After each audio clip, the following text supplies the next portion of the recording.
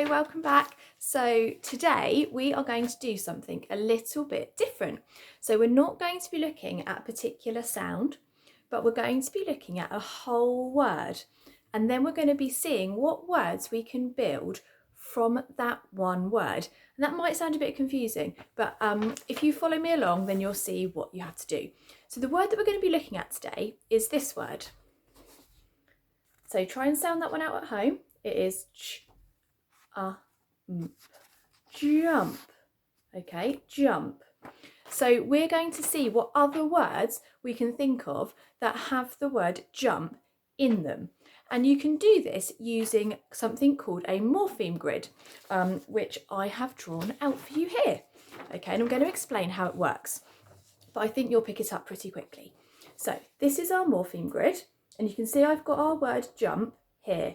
And down here, I've got some endings, they're called suffixes. They can get attached to the word jump to build some new words.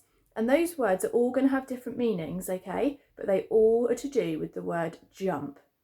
So can you see you can build the word jumps and jumped and jumping and jumper. And when we go all the way along, we go jumpers. We build jumpers, okay? So I want you to pause the screen, pause the video whilst that's on your screen and see which words you can write down that all include the word jump. Okay, let's see how you did.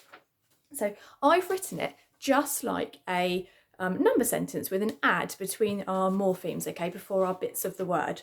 So here are some words that we could make. So you have the word jump and you add the S and you get the word jumps. And that's because that S changes the meaning of the word. So it might mean that there was one jump, and then when we add an S on the end, it means there was more than one jump. So maybe he did 3 jumps, okay? Or it might be talking about somebody who is jumping, okay? So we've got jumping, jumping. Or we've got jumped, jump with the ED spells the word jumped, and that means it happened in the past. So you might say he jumped on the bed. That one is quite tricky because it sounds a little bit like a T. If you listen, jumped, sounds like it's got a T on the end. But if you remember, because it's in the past, that ED suffix means that something is in the past tense, even though it sounds like a T, okay? And then down the bottom, we've got jump, jumper. Okay, so you put your jumper on. So they're the words that we could make with the root word jump. And then I want you to try and put all of those words into a sentence, okay? So I've done some. I have got Jack jumps on the bed. That means that he does it at the moment, does it quite a lot. Jack jumped on the bed. And that means that he did it maybe yesterday or somewhere in the past. I've done Tom is jumping on the bed, which means he's doing it right now. And then Tom put his jumper on. So I've managed to use all those 4 words in a sentence.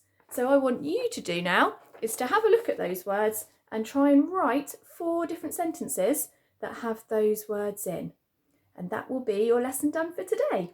Every Friday, we're going to do something like this. So we're going to pick a root word, and then we're going to put some suffixes on the end to see how our verbs change meaning. So they might be in the past, or they might be in ing, and there'll be different rules that you have to do when you add those bits on the end.